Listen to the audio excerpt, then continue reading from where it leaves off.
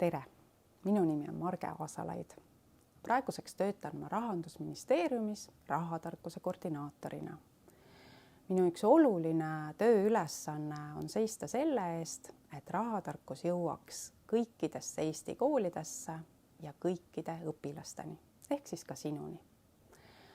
Ja miks on rahatarkus oluline? Rahaga me puutume kokku väga varajasest east kuni vanaduspõlveni välja.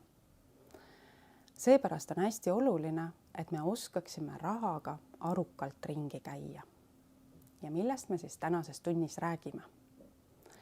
Me räägime, mis see rahatarkus üldse on, miks on raha oluline, kuidas teie saaksite juba noorena olla rahatargad ja miks on oluline alustada rahatarkuse õppega juba varajasest east. Rahatarkus on üks selline tarkus, kus lisaks teadmiste kogumisele on oluline nende teadmiste järgi ka käituda, et teha rahaarukaid otsuseid ja tegevusi ja sellega kindlustada endale parem elu. See tähendab, et ei piisa vaid teadmistest, vaid nende järgi tuleb ka käituda.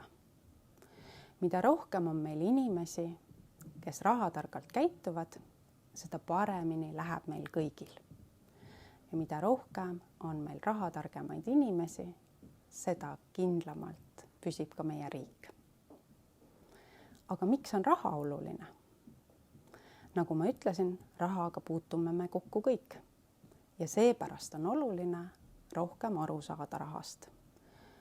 Raha on meile vajalik eelkõige selleks, et osta endale vajalikke asju ja teenuseid, näiteks toitu, riideid, aga ka rongipiletit, bussipiletit või tasuda juuksurile juukselõikuse eest. Alustuseks on hea teada, et igal pool maailmas ei kasutata ühesugust raha ja raha pole igal pool täpselt sama väärtusega. Praegu me saame osta poes Eestis asju eurodes ja nii ka väga paljudes teistes Euroopa riikides. Aga aastaid tagasi oli Eestil omaenda raha, Eesti kroon, aga sellega ei saanud maksta teistes riikides. Ja kui võrrelda raha väärtust, siis 100 eurot on Eestis päris suur raha. Siis paljudes kaugemates riikides 100 kohalikku raha on võrreldav meie sentidega.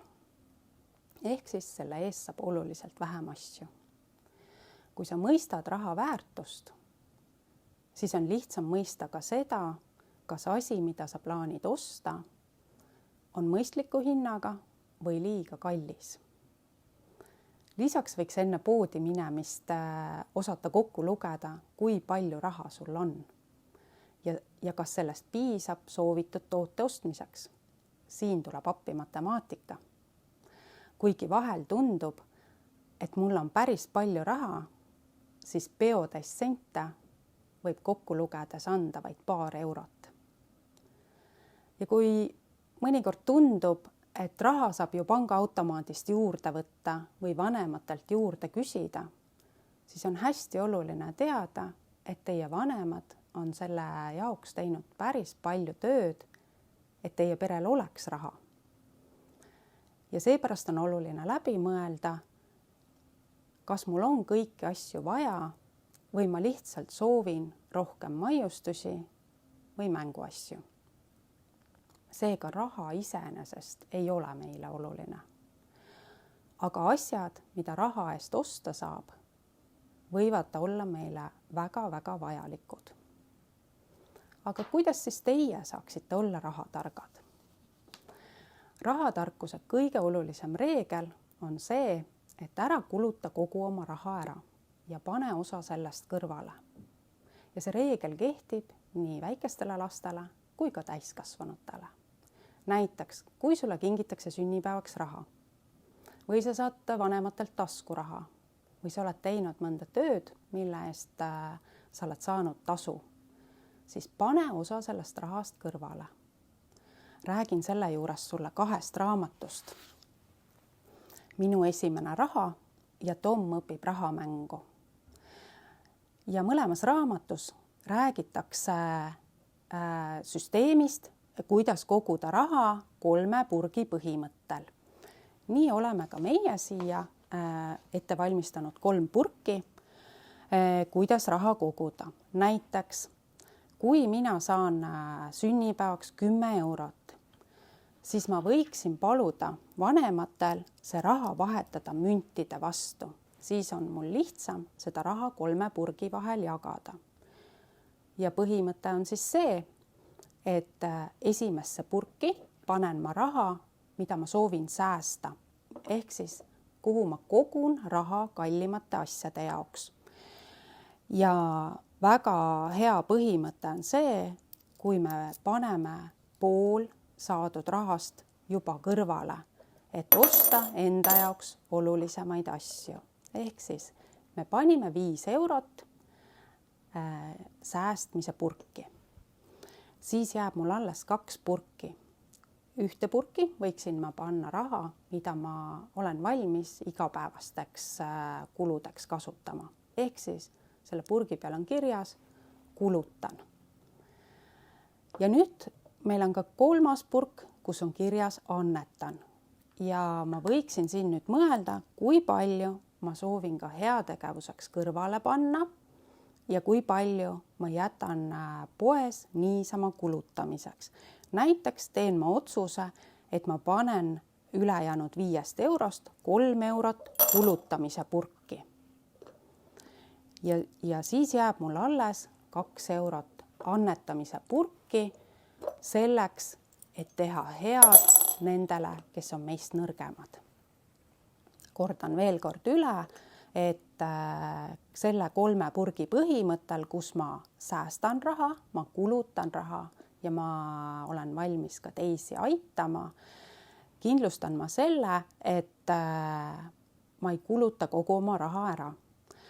Ja eriti oluline on nüüd meeles pidada, et kui ma tahan minna poodi, et osta mõnda maiustust või jäätist, siis võtan ma raha ainult sellest purgist, kuhu ma olen kogunud raha kulutamiseks. Ja teistest purkidest niisama raha ei võta. Säästmise purgist võin ma võtta raha sellisel juhul, kui ma olen välja selgitanud, mida ma soovin selle raha eest osta ja kas mul on selleks piisav raha olemas. Ehk siis võib-olla ma pean seda raha veidi rohkem koguma. Ja kui ma olen järjepidev ja pidevalt selle süsteemi järgi raha kõrvale panen, siis saan ma endale osta ka kallimaid asju, mida võib-olla kohe meie pere ei saaks mulle võimaldada. Ja hästi tähtis on ka see, et sa võrdleksid hindasid. Et nii igapäevaste kulude osas kui ka nende kallimate toodete osas. Ehk siis vaata, kas erinevates poodides maksavad need asjad sama palju ja millised on hindade erinevused erinevate firmade vahel. Uuri koos vanematega, miks need hinnad on erinevad ja langetage koos see otsus, millise toote te ostate.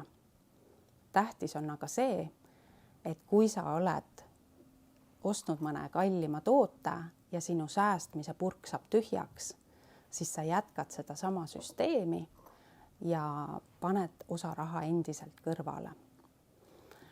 Kui sa ka ei saa taskuraha ja sünnipäev on ju ikkagi 1 kord aastas, siis aruta vanematega, kuidas sa saaksid raha teenida, et soovitud kallimaid unistusi täita. Räägi ka sellest, miks sa soovid raha koguda. Kui kogud mõne soovi täitmiseks raha, siis ehk sa saad teha mingeid töid, mille eest sa saaksid kodus või vanavanemate juures või kodukandis raha juurde teenida. Ja kui sa saad paremini aru, kui palju inimesed peavad tööd tegema, et raha saada, siis oled sa rahatargana ka ettevõtlik ja mõistad, kui palju vanemad on pidanud oma raha teenimiseks tööd tegema.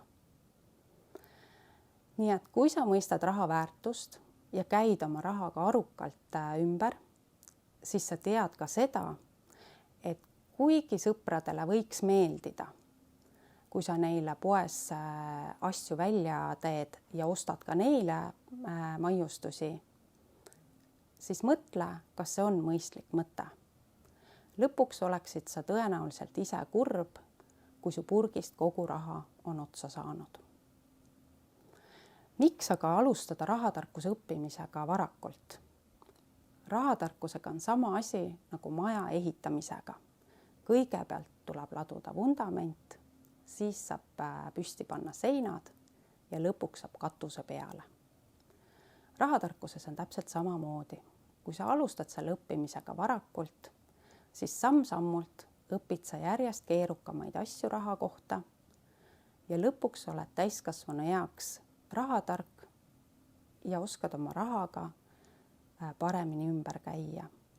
Et kogu sinu teenitud palk ei kuluks ära ja sa suudad kõrvale panna ka selleks, et olla valmis rasketeks aegadeks ja panna osa rahast kasvama ehk siis investeerima.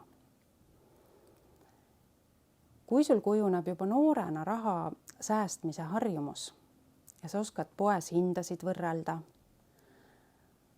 ja oskad ka mõelda seda, kas sul on neid asju päriselt vaja, mida kõike müüakse, siis kinnistub sinusse ka üks väga-väga hea harjumus raha säästa. Ja sa jätkad sellega kogu oma elu. Kui sa ka noorena rahatarkust ei õpiks, siis peaksid sa kõik need tarkused omandama hiljem.